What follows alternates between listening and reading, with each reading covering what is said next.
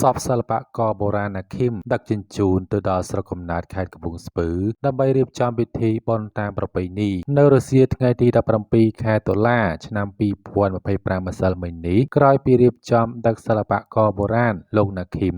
ចេញពីមន្ទីរពេទ្យវៀតណាមហើយនោះតាមរយៈការជូនដំណឹងបន្ទាប់បានជម្រាបថាលោកណាឃីមបានទទួលមរណភាពហើយនៅក្នុងនោះតាមរយៈការជម្រាបដំណឹងពីអ្នកនាងខាតសួស្ដីបានបន្ថែមថាបងប្អូនអើយប្អូនណាឃីមឥឡូវបានផុតទៅហើយនៅម៉ោង2:30នាទីឥឡូវកំពុងបញ្ជូនសពប្អូនមកផ្ទះវិញហើយប្រពន្ធពីអ្នកនាងខាតសួស្ដីបានឲ្យដឹងបន្តទៀតថាល្ងាចនេះនឹងមកដល់ផ្ទះគាត់ដែលស្ថិតនៅភូមិព្រីងទឹកឃុំរកាកោះស្រុកគងពិសីខេត្តកំពង់ស្ពឺ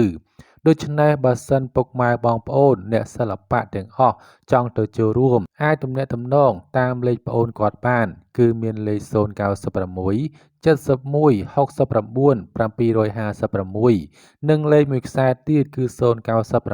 7388 308អ្វីដែលធ្វើឲ្យកាន់តែក្តុកក្តួលនោះទៀតទិដ្ឋភាពសិល្បករបុរាណណាឃីមបញ្ជូនតាមឡានពេទ្យត្រឡប់មកស្រុកកំណើតវិញនៅព្រឹកថ្ងៃទី17ខែតុលាមហាជននិងមិត្តនៅក្នុងសិល្បៈជាច្រើនបានបង្ហាញអារម្មណ៍ក្តុកក្តួលបន្ទាប់ពីលោកព្រំប្រសិទ្ធិនិងលោកខៀវសម្បត្តិរិទ្ធីមិត្តរួមអាជីពលោកណាឃីមបានប្រាប់ដំណឹងលោកណាឃីមត្រៀមបញ្ជូនមកកម្ពុជាវិញយ៉ាងណាមិញនៅម៉ោងប្រមាណ1រសៀលតាមរយៈការបង្ហោះនៅលើគណនី Facebook របស់លោកខៀវសម្បត្តិរិទ្ធីនៅរូបភាពពីរសន្លឹកអមដោយសំណេរដ៏ខ្លីរបស់សិល្បករបុរាណនិងជាមិត្តជិតស្និទ្ធរបស់លោកណាឃីមបានធ្វើឲ្យមហាជនក្តុកក្តួលយ៉ាងខ្លាំងដោយពេលនេះលោកណាឃីមបានបញ្ជូនឡើងឡានពេទ្យត្រៀមចេញមកកម្ពុជាវិញហើយក្នុងនោះលោកខៀវសម្បត្តិរិទ្ធីបានរៀបរាប់ថា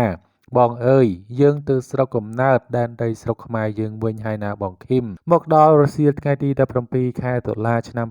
2025នេះជាដំណឹងដ៏សោកសៅដោយសិល្បករបុរាណដ៏មានសមត្ថភាពរូបនេះបានទទួលមរណភាពហើយបាទចំណែកឯអត្ថបទព័ត៌មានមួយទៀតគឺមានចំណងជើងថាអគារអតីតសន្តាគារអង្គរមានជ័យចាប់ផ្ដើមវាយកំទេចហើយដោយអាជ្ញាធរធ្វើពិធីសែនព្រេនម្ចាស់ទឹកម្ចាស់ដីអាជ្ញាធរនិងមន្ត្រីជំនាញចាប់ផ្ដើមធ្វើការវាយរំលំអគារអតីតសន្តាគារអង្គរមានជ័យហើយក្រោយធ្វើពិធីក្រុងពលីសែនព្រេននៅព្រឹកថ្ងៃទី17ខែតុលាឆ្នាំ2025ឯក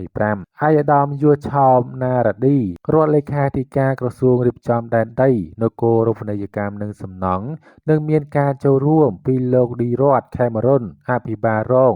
តំណាងលោកថេងសុថុលអភិបាលនៃគណៈអភិបាលខណ្ឌ7មករា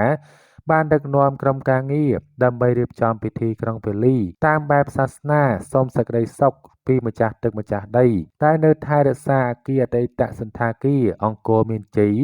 ដើម្បីដំណើរការគ្រឿងចក្រវាយរំលំតាមការបញ្ជាក់ពីលោកសុកស៊ីធេរាអគ្គនាយកក្រុមហ៊ុនបានបញ្ជាក់ឲ្យដឹងថា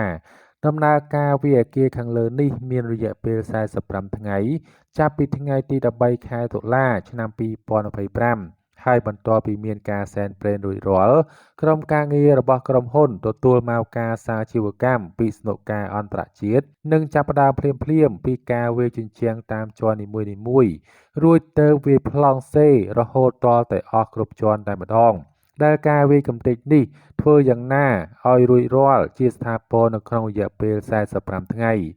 ឯកឧត្តមរដ្ឋលេខាធិការក្រសួងរៀបចំដែនដីនគររូបនីយកម្មនិងសំណង់បានបញ្ជាក់បន្ថែមថាមកទល់នឹងពេលនេះមាន65គ្រួសារក៏បានរើសម្ភារៈចេញពីអគាររួចរាល់ហើយដែរដោយក្រុមហ៊ុនរៀបចំដែនដីបន្តដោះស្រាយជូនគាត់នៅទីស្តីការក្រសួងគួរបញ្ជាក់ផងដែរថាអគារអតីតសន្តាគារអង្គរមានជ័យត្រូវបានសាងសង់ឡើងតាំងពីអំឡុងឆ្នាំ1950គិតមកដល់បច្ចុប្បន្នសំណង់អគារមានអាយុ75ឆ្នាំមកហើយដែលស្ថិតនៅលើផ្លូវកាយរវាងមហាវិថីព្រះមុនីវង្សនិងមហាវិថីកម្ពុជាក្រោមដែលស្ថិតនៅក្នុងសង្កាត់មនោរម្យខណ្ឌ7មករារាជធានីភ្នំពេញ